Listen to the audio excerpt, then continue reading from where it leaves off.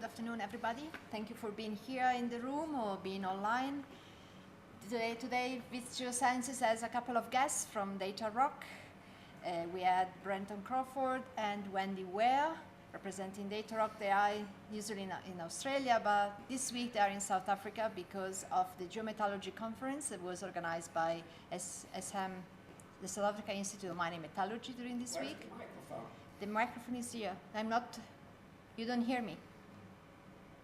Does other people hear the microphone? No, but it's here. Maybe I have just to speak closer. Okay.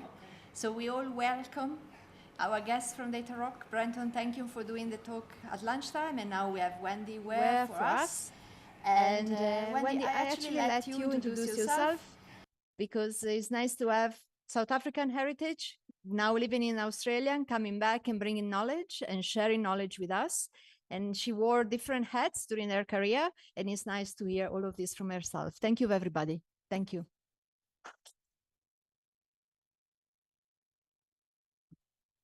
So hi, everyone. Super excited to be back at Wits. I started out a master's here, which I haven't completed. Sort of work got in the way of it. I was at the School of Mines, sort of doing geostats and mine financial valuation. As Linda mentioned, I originate from South Africa. I was born in Johannesburg. I spent half my childhood in Namibia and the other half on the east coast of South Africa, so Durban, Scopra. I have essentially, I moved across to Perth in 2018, but my career journey really started with process mineralogy, and it's sort of ended. Wouldn't say it's ended, but towards the end of last year, I left Anglo American, and at that stage, I was in the mining geosciences team. So it's kind of gone all the way from mineralogy through into the actual application of everything that we do.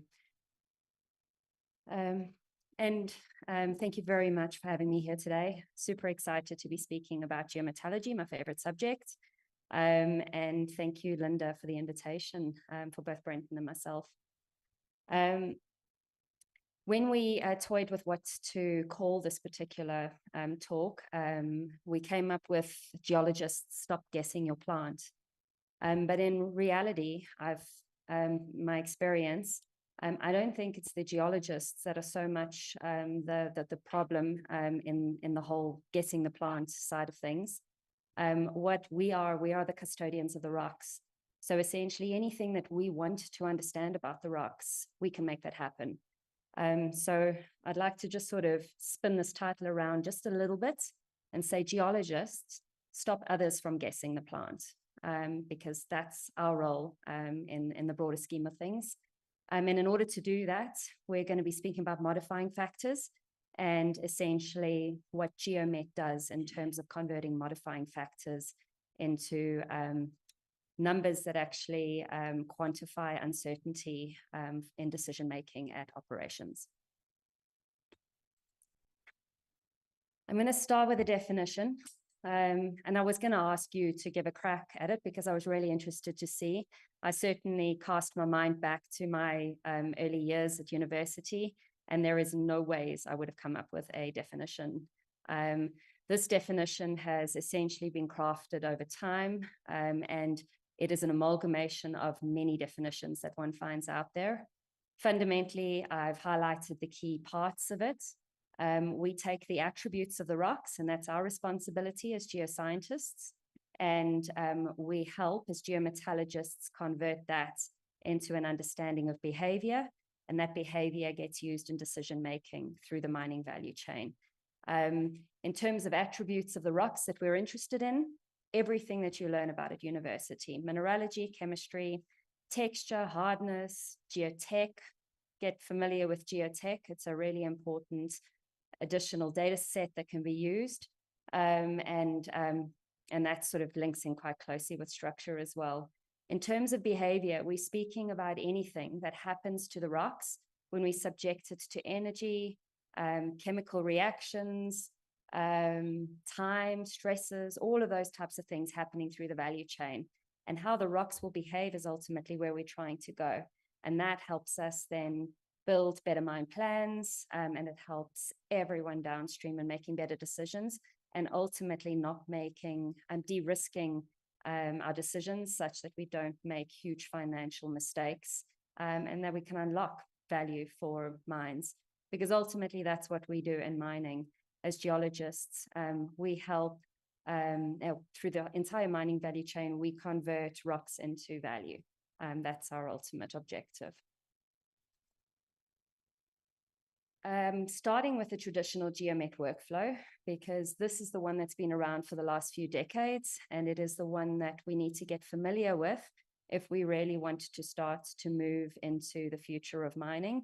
It is what one would call going back to basics, although it in itself is actually a very sophisticated approach that requires a very generalist understanding and the coordination of a lot of deep technical specialists to put this workflow together. I'm going to see if I can pull up my point options. Okay, so it starts with drilling and sampling. So I'm trying to keep this going as well. It starts with drilling and sampling. And in the traditional geomet space, that typically refers to diamond drilling.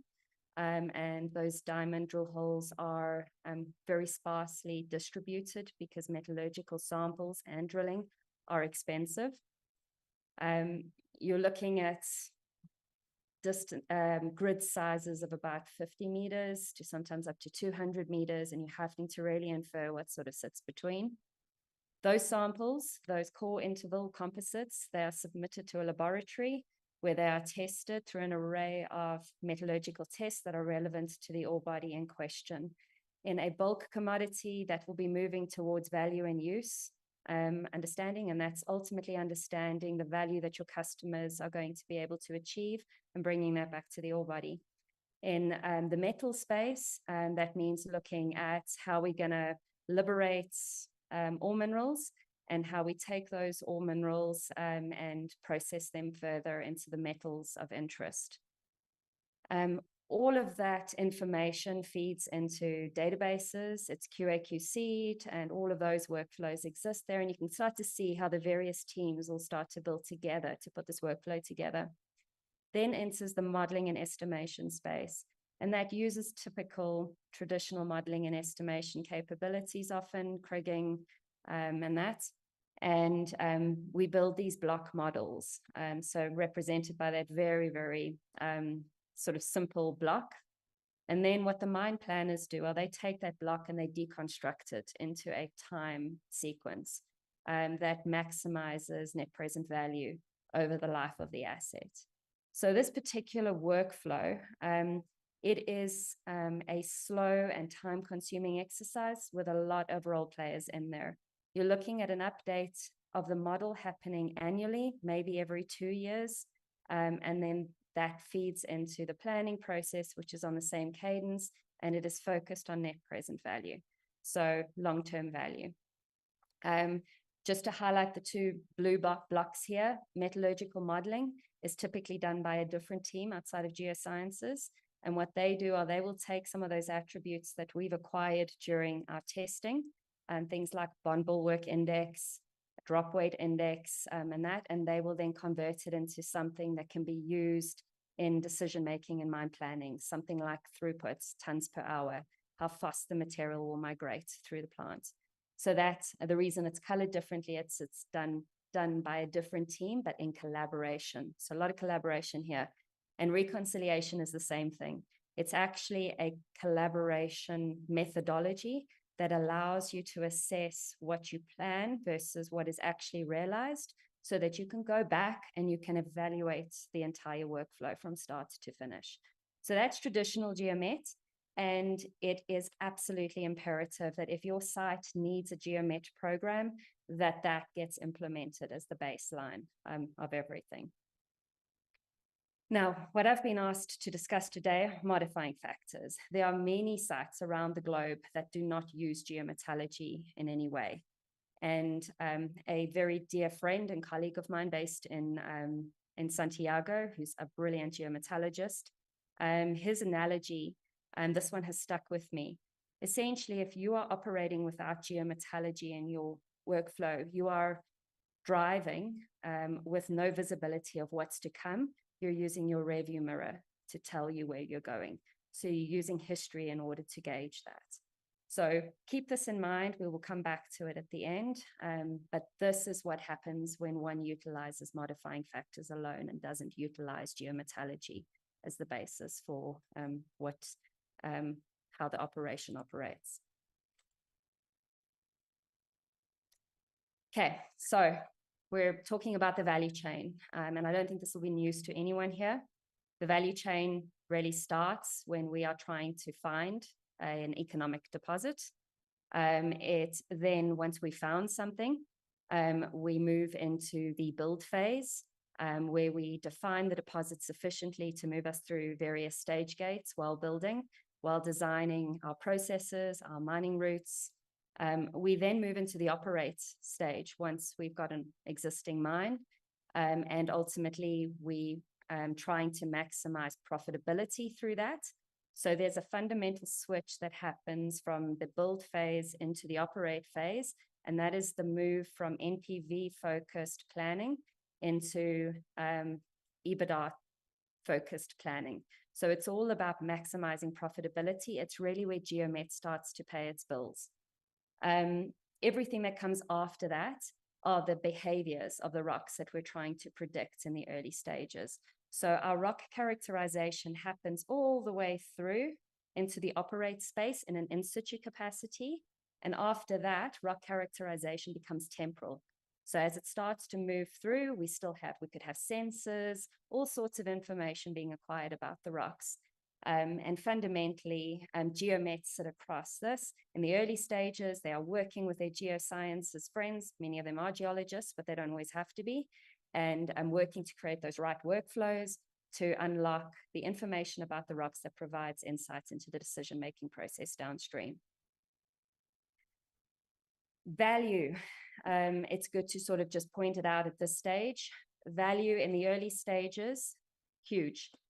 We're talking for tier 1 deposits, 10 billion. In tier 3 deposits, up to 500 million. That is at stake to find something.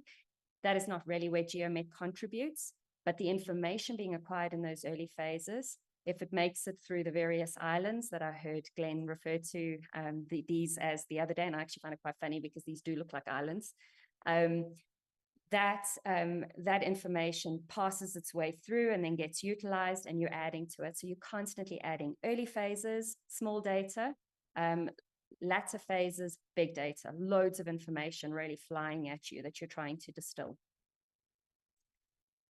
The modifying factors, I'm honing in on these areas because this is really where they come into play.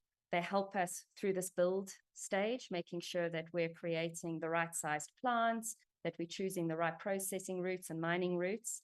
But they also come into play in our resource reserve conversion as we are updating our annual modeling processes. This is not my area of expertise, so I'm going to sort of keep that very, very high level and quite quickly move to the Geomet side of things. But we are going to start with just a little bit of a sort of an overview of modifying factors so that we all understand where we are. So this will be familiar to many of you. I see that you have had talks over the time. I've adapted it ever so slightly, but this one comes from the JORC code. Essentially on your y-axis, you have level of knowledge, and on your x-axis, you have level of feasibility confidence. And then geosciences, this is kind of our playground. And that often gets handed over into other teams, and that's their playground, which is converting it into reserves.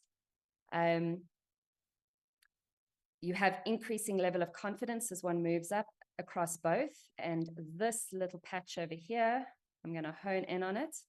That's what we're referring to now. And essentially, the purpose of the mining factors are to determine whether we can mine it, whether we can treat it, and whether we can sell it. So moving from a rock and everything we do in the resource space, resource definition space, to a reserve, understanding what the eventual outcome will be. Now, there are gaps in this when you start to think about what about the environmental and ESG side of things and that, but we're not going to go into that today. although you will see that there are modifying factors that cover those particular aspects, which one could very well start to consider to put into play. So, list of types of modifying factors, by no means exhaustive, and I'm not expecting you to read this. I've sort of bolded a couple here: dilution and ore loss, fragmentation and diggability, throughput and recovery. So just to give you a little bit of an idea of what these are, and I will come to how they're determined in a moment. So just bear with me. I just wanted to give you a glimpse of that. How they're determined, history. And that brings us back to that very first image, that analogy that Sergio used to use. They're also acquired through benchmarking, engineering calculations, expert judgments, contract markets, thumbsucks. There's an entire array of things that sort of feature in here, where we try to de-risk the decisions that we're making. How they're used in cutoff and reserve conversions, mine sequencing and phasing, plant sizing, blend and stockpile policy, product marketing, tailings, water closure, and so on and so forth. The problem with all of this is that, back to the rearview mirror statement, we are looking in the rearview mirror for all of these. So, taking a modifying factor into play, and you would have seen this diagram many times over. I love to pop it in because this is essentially the position we're in when we've applied a modifying factor like recovery as an example, or throughputs is actually the example that I'm going to sort of move into to define value. You have quite a flat understanding. You may have a flat throughput per lithology that you assign with maybe a little bit of a tolerance level around that throughput that you've determined. The reality, though, is that we do not have a straight line. And this is the contribution of the rocks to the problem. And this is our role as geoscientists. We own this, we're accountable for it. And this is in fact why we actually study what we do. I mean, it's actually the part that gets me most excited, understanding what creates all of these wobbles in the line. So I think it's really good to pull this back to value, because ultimately that is what we're trying to achieve. Remember, mining is the business of turning rocks into value. And for this, I'm going to use a very simple example, the throughput calculation methodology, and I'm going to explain it in terms of closing the delta. A throughput calculation, that little metallurgy bucket that was blue at the start, that is one of the inputs into calculating throughput, and they kind of bring it all together. For every cell in the block model, that little simple block model that I had, every cell in there would have a throughput. But the basis of that throughput calculation, it's a function of geology, processing, and blasting and mining conditions. So all of those things need to come into play. All these people need to come together to create that throughput value, which is tons per hour passing through a point in the value chain. They need to come together to create that value in each cell in the block model. One can consider, now, if you think of that very flat planned throughput, you can consider this little black line as being that flat planned throughput that exists there. What happens in it, I mentioned that there was a tolerance level on either side of it. So you can consider that there's a tolerance level on this side of the line and another tolerance level on that side of the line. So typically in throughputs, a tolerance that's accepted is about 5%. What happens when you're outside of that envelope of tolerance by 1%, or sorry, let me not go into the value side of it. If you're outside of that tolerance level, what you're achieving less tons passing through that node in the value chain. This means that against your plan, you're missing guidance, and our business is built on guidance. A lot of our bonuses are based on whether we achieve plan, so you miss guidance. And ultimately, if you think about the broader picture, the shareholders, who are the people who have invested in the organization, they're being impacted and they're getting less out of it. On the flip side of it, if you are achieving higher tons than you plan, you get this value illusion that happens, which means that you are pulling tons forward in time, So you're ultimately lowering your NPV because you're not sending the blocks to their destinations in a time frame that maximizes NPV. So you're messing with the NPV calculation, ultimately. You're potentially pushing more tons, so you're also potentially pushing a lot of waste, lower grades. There are also hidden costs. The more material you feed, the more maintenance one has to have. And then you also have the market risk. In a commodity like diamonds, who are very market sensitive, that can really badly impact the price of a diamond. So in terms of adding dollars to this, take 1% deviation outside of that envelope of acceptance. 1% is equivalent to 43 million per annum based on these assumptions, which were drafted about a month ago. It's based on a copper operation, copper porphyry. And we put these assumptions in, and 1%, 43 million. 3%, 129 million. 5%, 215 million per annum. So that's what you're looking at on that side.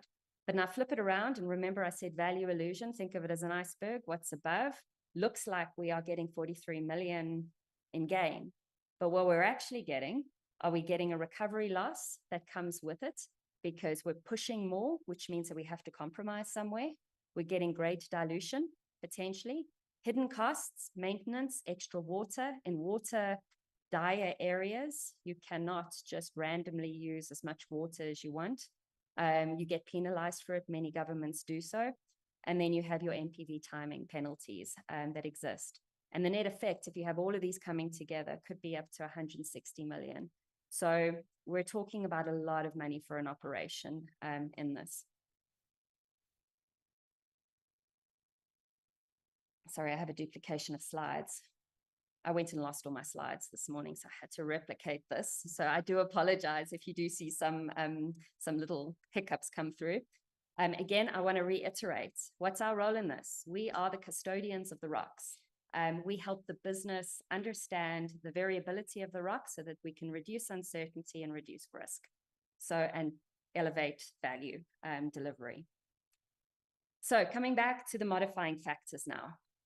When one looks at each of these and starts to do a deep dive, if you've got, say, we've just been through the throughput calculation, which is over here. But if we do the same for recovery, we're going to have the same outcomes. All of these will have the same outcomes.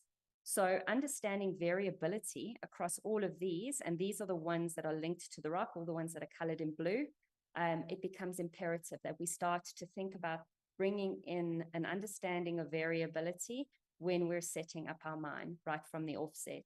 This is just a slide that starts to link that large list of modifying factors with the ones that are impacted by the rocks. And this is essentially a list of, is it rock or is it not rock, modifying factors.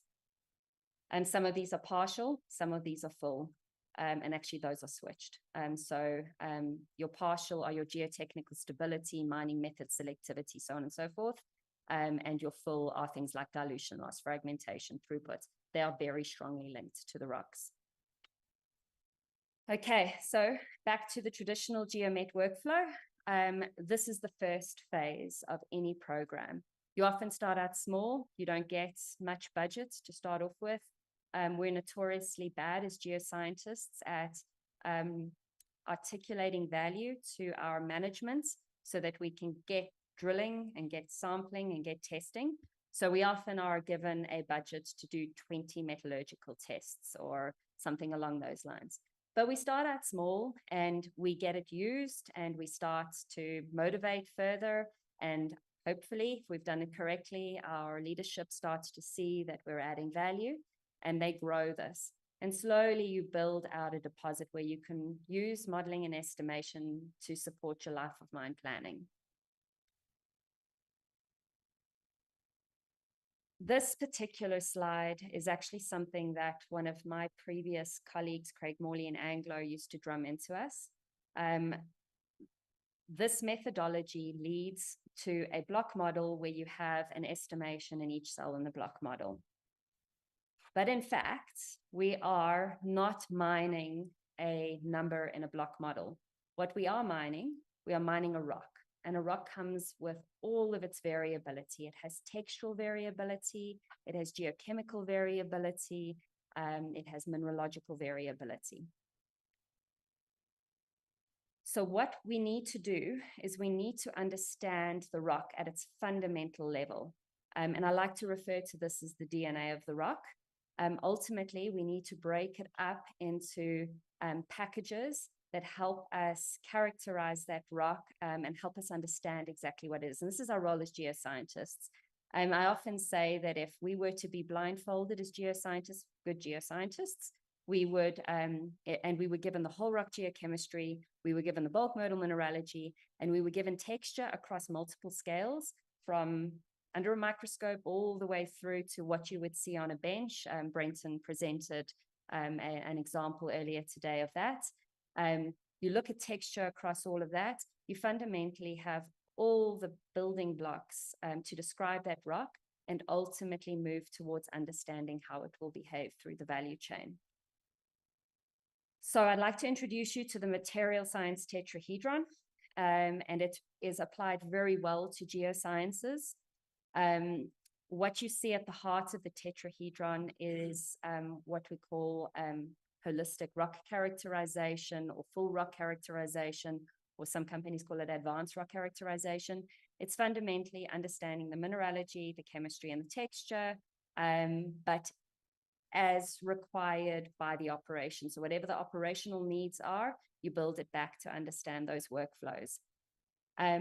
The gray marbles, they form part of what is known in literature as the material science tetrahedron.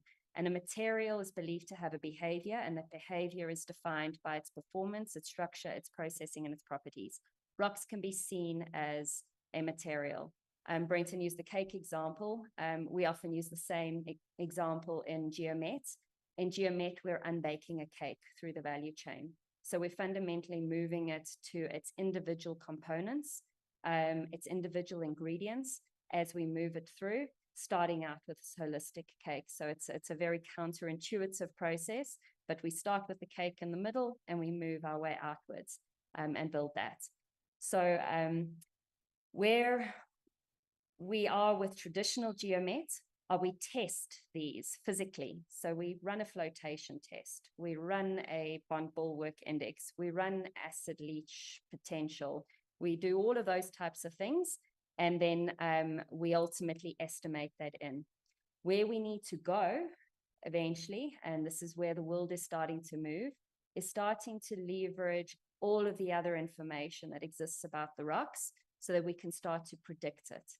And that means that we need training information. So we need those traditional tests. Brendan spoke about the inputs, what was it, the problem, the rules. That's essentially defining the rules, and you train on those rules.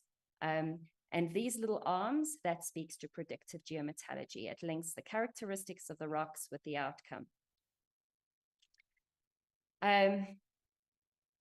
Should have put this a little bit earlier on in it, but we'll deal with it now.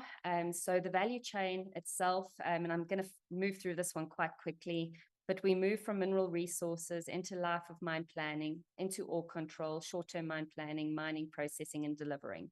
All of the things we do to a rock that we need to understand the behavior of, they start in the mining phase.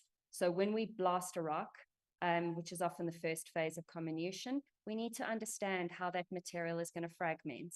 And that can be predicted by understanding certain characters of the rocks. It can also be measured. So there are things that one can do. If you are in an underground mine and you're using block caving as an example, understanding the tensile strength of the rocks defines how they will fragment and break, and how they get drawn drawn down into production. Processing, we're adding energies, chemical, all of those types of things, and then ultimately delivering in our bulks. This is a very big part of the value chain. They often skip the processing part. They do very little of it there, and they move straight to the end. So understanding how things blend together, how you can optimize the value of your blends, because your customers ultimately will pay a premium for what they want. And that's the type of thing that we start to bring in. I won't stick on that slide. So back to the whole modifying factor discussion. This is typically what you would be dealing with if you are dealing with and using modifying factors. Think of this as recovery domains. What you would do is you would go and identify lithological units. You may do that with chemistry, and you would identify these lithogeochemical domains, and in each one of them you would add a single or maybe a small range of recovery factors into it. However, we have an abundance of other information that often exists at an operation. And all of these little spots are really just there to sort of show you variability. You can think of this as maybe chemistry, or you can think of it as geophysics, or you can think of it as mineralogy. Chemistry is often the one that's acquired most readily. And that information are available to utilize in your predictions. So you can start to move to a world where you are merging these two methodologies and you're starting to replace your modifying factors with information. In this particular one, we've now drilled metallurgical holes, and we've gotten some metallurgical tests in there. And when we start to bring it together, our geochemistry and our geophysics and all of the information coupled with our metallurgical tests, we can start to identify far better recovery domains, and we can start to bring variable recovery into our, as an example, but you can use any other variable of interest in there. That then allows us to mine plan and schedule based on an array, an understanding of the variability of the rocks. We can then action it, and we can reconcile and improve, and that is the process that is followed at a mine. So from block model all the way through to reconciliation, utilizing all of the geological information that exists. So the recovery example, just to put it into a different view so that you can, perhaps to sort of make it a little bit clearer. Fixed recovery would be starting with a modifying factor as your recovery modifying factor. You can add in chemistry, you can add in mineralogy, and you can eventually really start to merge it with recovery testing, which has been estimated and such, moving into a world where you're using everything that you can to that material science tetrahedron understanding. And that then brings me back to the starting points. History is a terrible predictor of tomorrow's ore. Measure the rock, not the past. So I want to sort of stop there. I don't have any other slides, but I am happy now to sort of open it up. I'm really happy to go back to anything that didn't make sense, because this is not, I mean, it's taken me years to try to unbundle it in my head. So I can only imagine that it's certainly, there are going to be areas and questions. So can I open it up to you guys? Can we have a discussion about it? And yeah, please ask any questions. Anything didn't make sense, Glenn?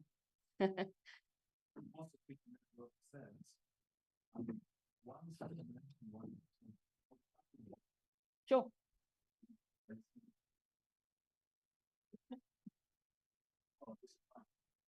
Tasting. So I have one comment and one question. The question mainly centers on building this as a living model.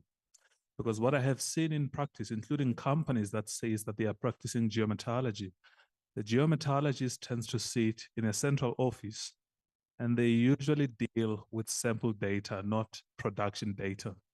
So how do you make these to be a living model that can assist the mine? Because from what I have seen from the GeoMed conference, much of the people that were presenting, including those that were showing company data, it was more of a snapshot that you have done once, and you let the mine run on their own, which reduces the value of geometallurgy. I'll put the comment after you have responded to that.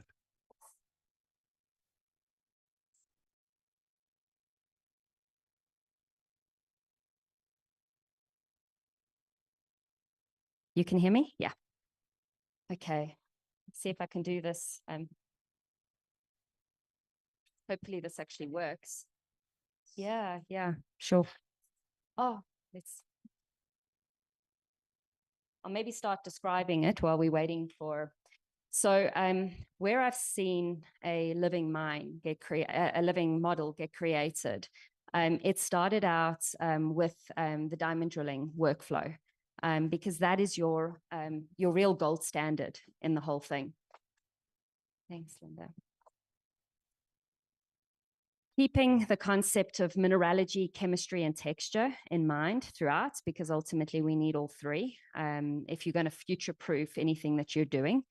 What was developed was a workflow that went from acquiring imagery up front so that you could get your textural, and that comprised both RGB imagery and hyperspectral. They were integrated in the suite that was being acquired. It then moved its way into utilization of that information in logging practices.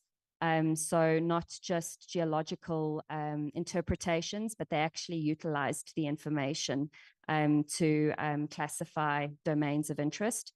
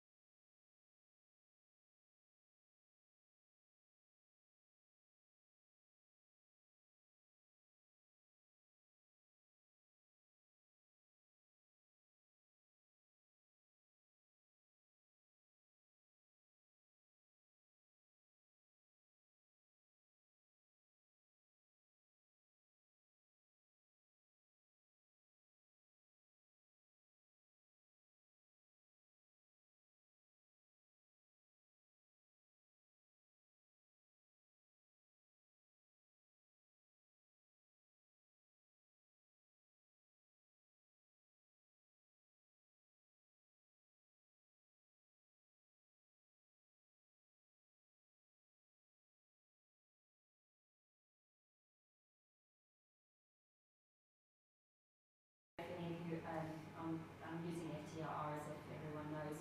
Fourier transform infrared, and it's a spectral methodology that's extremely quick and extremely cheap, and it can be done on pulse as part of an assay workflow.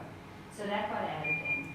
So you can start to see that the links, and this is essentially what you need, the links between the two were made through technologies that we had XRF, FTIR, they got pulled together, and then we also had that gold standard geometallurgical test. And that was how the whole program was designed, so that by the time it got to modeling and estimating, you could start to fuse your two models together. Your RC and your ore control models could be fused with your resource drilling outcomes. So it actually comes back to looking at the objectives, and the geomet program, your traditional program is built on that, but then building all your other workflows into a one workflow to feed a one model, all in a living capacity. And you have to kind of look at that in a very systems engineering way. So I think it's not necessarily a trivial thing. And then to your point about head office getting involved, that's where the wheels start to come unstuck. Because often the budget approvals are coming from head office. And it's very hard to articulate the value proposition of all of these great ideas when you haven't actually got something in place to demonstrate it. So it really sort of, it was a journey. It wasn't done in a single year. It was actually done over a couple of decades, and systematically new technologies were added in. The value of having element oxide information was demonstrated first, one of the easier ones. And then the value proposition behind hyperspectral was added in because there was no mineralogy. And then the value proposition of FTIR was brought in.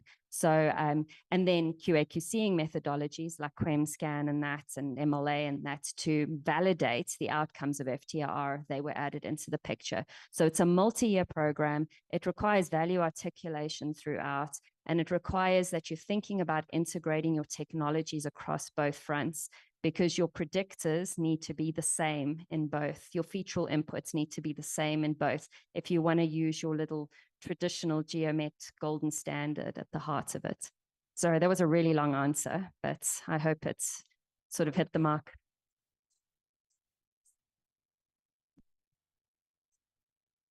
So at the Geomet conference, there were suggestions of saying we need to start making geology degrees, dual degrees, where geometallurgy is the second major, as an example, or geodata science, if you want to call it that, because we can't be replacing petrology in favor of a mathematical based course. Where do you think this should be pitched? Should this be a dual degree, or if not part of a degree, should it be pitched in the fourth year, or it should be a postgraduate course? Because from my knowledge on teaching is that if you introduce this to third years, they don't know the meaning of it or the value of it. So they are doing it for the sake of completing credits, where else if they are slightly senior, they see the value. So do you think the better model is to have a dual degree or a postgrad type of a phase? Wow, Glenn. I honestly think look, I mean, I haven't done dual degrees, so it's a little bit of a. I learned through the School of Hard Knocks at an operation. The way I did that was I moved a fair amount in my early years, and I got cross-discipline.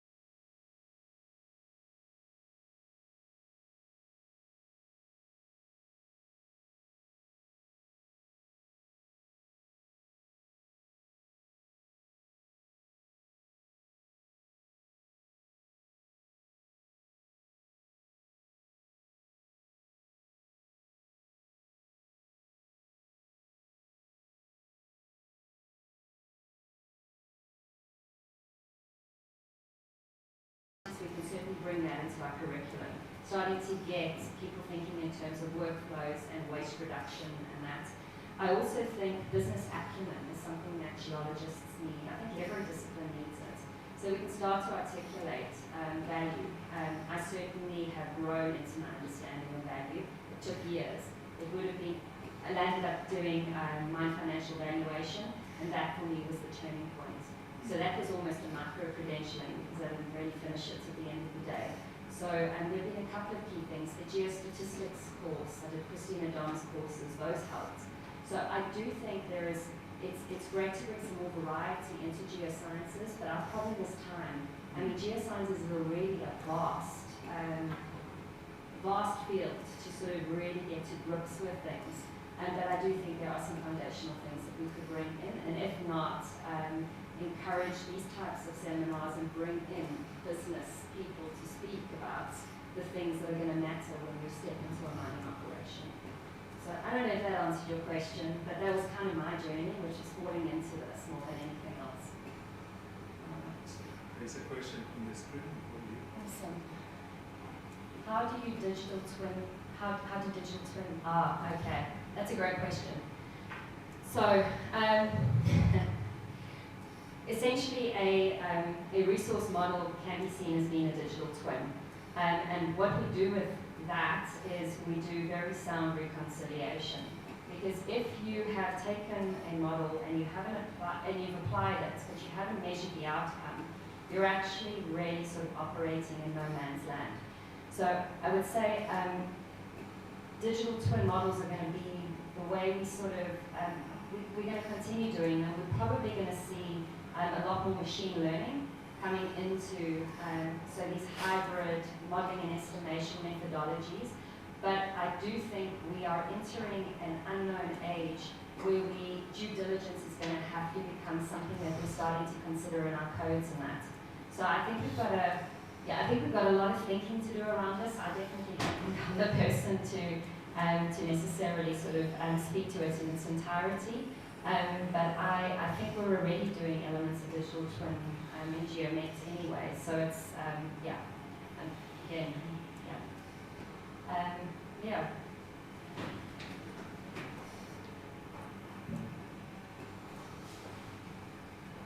Thank you. And I was going to ask something similar to what Glenn asked, something on the same vein, kind of bridging the divide between geologists, metallurgists, and stuff like that. I think you answered that pretty well. The other question I have is, each of these fields, and especially mineralogy, has a depth of data that we can produce. And how do you, I guess, account for the data dilution from the in-depth mineralogical characterization in block models of different species? You kind of have to dilute that into a model. You can't put hydrogen parts to pyroxene. It's irrelevant. But there is value in the different types of minerals. And how do you account for data dilution to fit into a model versus losing that intricacies that come with mineralogy that do impact your eventual recovery or comminution or something like that?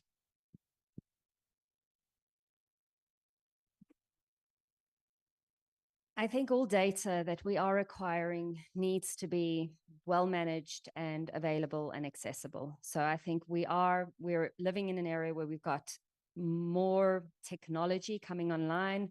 We've got a lot more data coming at us. I think we need to get really good at storing and checking and validating and getting that data available and accessible across those islands. So that's one thing. I think if that data are available, should everything we do in Geomet, we start with the decision or we start with the need. If I were to go to site, one of the first things I would do is I would spend time with our miners and our processing engineers to understand their needs, what keeps them up at night.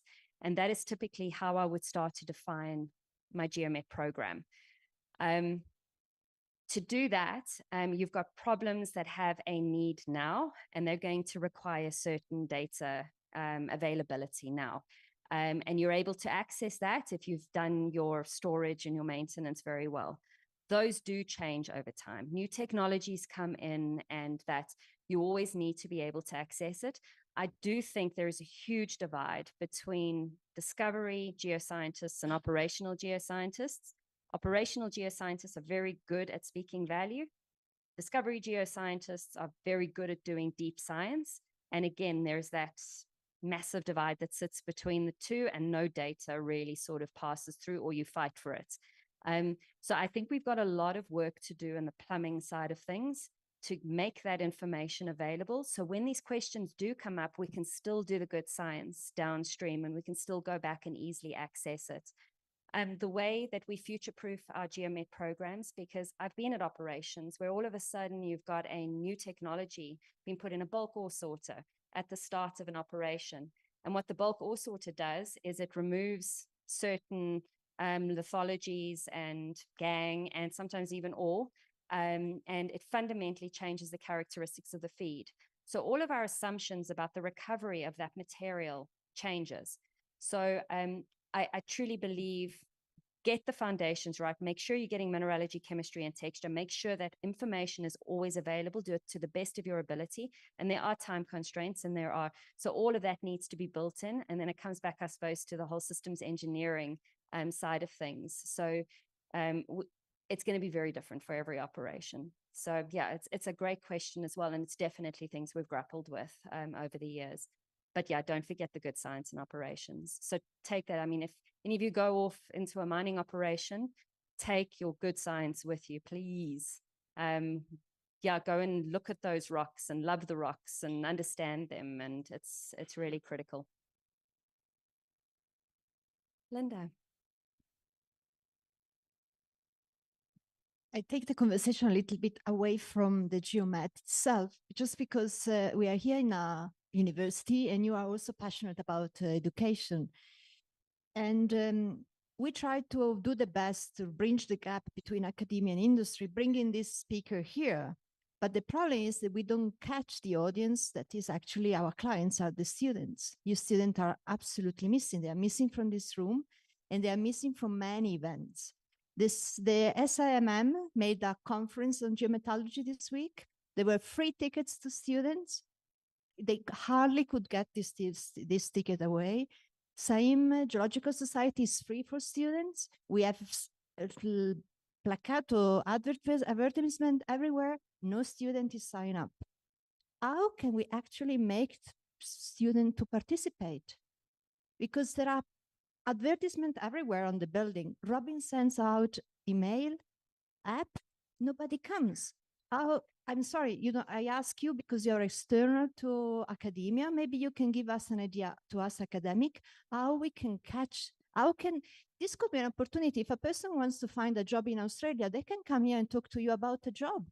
Why they don't think of this? Thanks, Linda. I'm actually not really sure I have the answer to this one. I honestly, I mean, it's difficult for me because I'm super passionate about this. I mean, this has been my life. So it's hard to sort of imagine how someone can't want to be here listening to geometallurgy on a late on a Thursday afternoon. But I do think, and I think we heard it at the Amira. I don't know if you remember the conversation about starting to merge geosciences or get geoscientists paired with people from other disciplines and not in mining, very, very different disciplines. I think one of the ones that came up, and I can't even remember who said it, but it's the pairing of a geoscientist with an influencer as an example. I don't think we do enough of the out-of-the-box thinking in universities that could help really start to get people thinking outside of their disciplines and start to sort of think, because that's what builds, I think, the broad scanning that's required for critical thinking. In terms of a drive, one would hope that young people come into universities because they really want to study something. But I don't know the backdrop to, what draws people in the long run. But I certainly think education at universities possibly needs a bit of a rethink and a bit of a rejuvenation. I mean, we were speaking about a little bit earlier, influences in geosciences. In Australia, we've got GeoHug. I mean, I don't know if any of you have ever attended any of those. They are brilliant. And Jess that leads it, I mean, she's known as a geoscience influence. She's not even a geoscientist, but she comes from a family of miners. So, or people who have worked in the mining industry. So it's really important that we actually start to merge geosciences. I mean, we're so passionate about what we do, but we don't really articulate technical stories very well. Our technical storytelling is abysmal, as is our value articulation. So I think there's a lot to be said about giving us exposure outside of just geosciences and that. And maybe everyone thinks geometallurgy is just another branch of geology, which is why, yeah, so that's the best I can do.